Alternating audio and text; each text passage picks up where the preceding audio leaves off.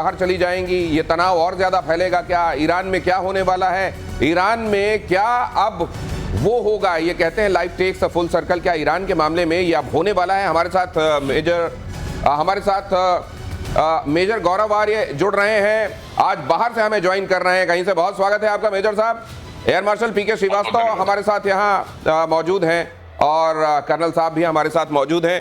Colonel Shailendra, बहुत स्वागत है आपका। सबसे पहले तो मैं जरा ये समझना चाहता हूं कि ईरान हर गुजरते दिन के हिसाब से सिनेरियो ईरान इजराइल मामले में क्या दिखाई दे रहा है? मेजर गौरव।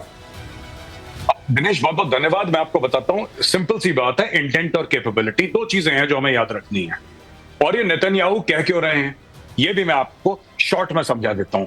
देखिए, कोई भी काम मुकम्मल अगर करना है तो आपके पास इंटेंट होना चाहिए और उस काम को करने की कैपेबिलिटी होनी चाहिए, यानी कि एक तो आपकी नियत होनी चाहिए और एक काबिलियत होनी चाहिए। ईरान के साथ सबसे बड़ी जो अभी बात है, जो नेतन्याहू चाहते हैं कि उसकी जो कैपेबिलिटी है, यानी कि उसके न्यूक्लियर एसेट्स, उसके बैलिस्टिक मिसाइल, ये सब उसको खत्म कर दे तो ईरान की कैपेबिलिटी खत्म हो जाएगी।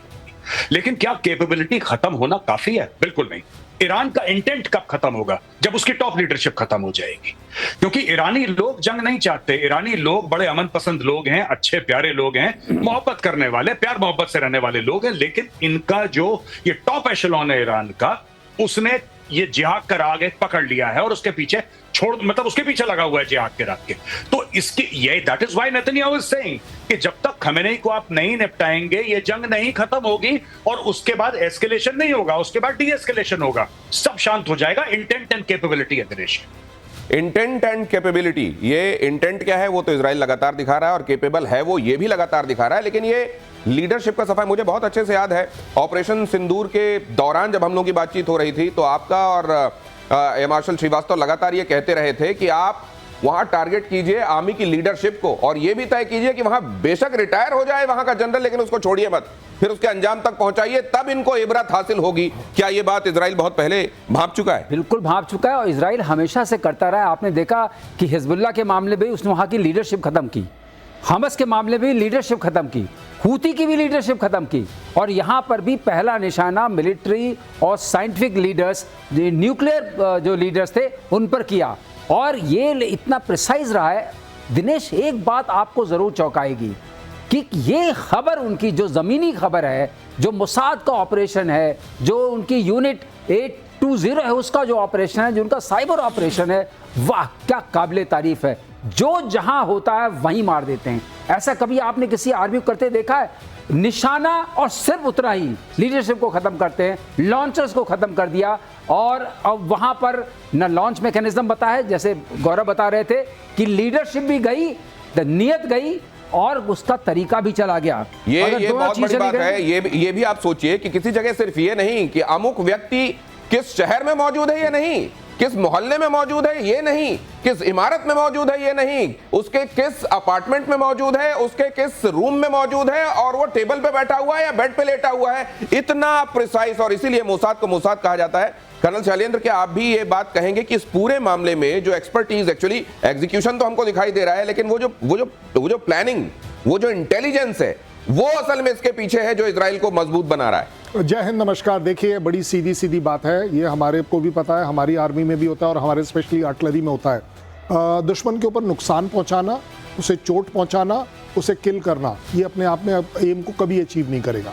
हम बोलते हैं इसे कि inflict such prohibitive losses that the will to fight should get killed.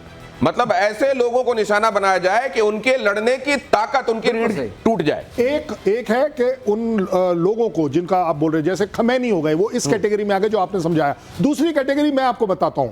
लेकिन कर्नल साहब, अब तो उस कुर्सी में कोई बैठने से डरेगा जिसको उस कुर्सी में बैठा रहे। मैंने ये, आपने मेरे शब्द छीन लिए, ये गलत बात है, ये बहुत गलत। देखिए, मैं आपको सीधे सीधे बताने यही वाला था। दूसरा होता है कि आर्मी चीफ, तू गया तो पिछले वाला जो है वो गया, तो तीसरा बोलता है जो हाथ ऊपर था वो थोड़ा नीचे हो जाता है कि ये नंबर लगने वाला है मेरा। सो इसको बोलते हैं again, to will is being killed, as far as Iran is concern, I think हम इसके ऊपर बात जरूर करते हैं, लेकिन इसको हमें सीख कर करना एक बहुत बड़ी बात। कर्नल साहब जो कह रहे हैं ये मेजर गौरव आर्य, ये तो अब ये वाली बात हो गई है। कई लोग जो कमांडर इन वेटिंग होते हैं उनके लिए तो ये मौका होता है कि भाई साहब वो कुर्सी पर जाएं, लेकिन अब तो ये कहेंगे नहीं हम बगैर कुर्सी के काम कर देंगे, लेकिन आप हमको डेजिग्नेट मत कीजिए।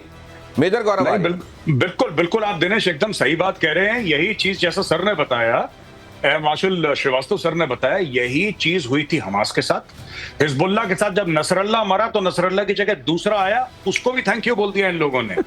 अब क्या है कि ये पूरा जो एशेलॉन है इनका ऊपर वाला साफ कर दिया। आज आप चाहे बात करें ये इस्लामिक रेवोल्यूशनरी गार्ड कोर की बात करें, आप इनकी रेगुलर आर्मी की बात करें, आप इनके इंटेलिजेंस सेटअप की बात करें, आप इनके एयर डिफेंस की सेटअप की बात करें, कल बड़ी सुंदर बात बोली थी सर ने, बड़ी खूबसूरत बात बोली थी कि ये रिफ्यूलिंग कर रहे हैं तेहरान के ऊपर। अब आप समझ लीजिए इस लेवल की एयर सुपीरियरिटी कि ये रिफ्यूलिंग कर रहे हैं।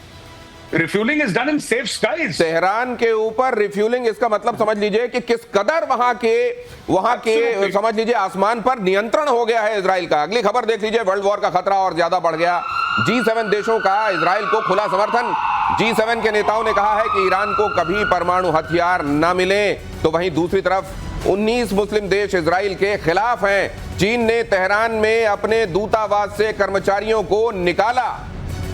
ये लीजिए जरा, ये भी देखिए, चीन ने तेहरान में अपने दूतावास से कर्मचारियों को निकाला। ये दुनिया में जो बाकी जगहों पर डेवलपमेंट चल रहे हैं, खासतौर से G7 की तरफ हर किसी की निगाह है क्या चल रहा है कनाडा में।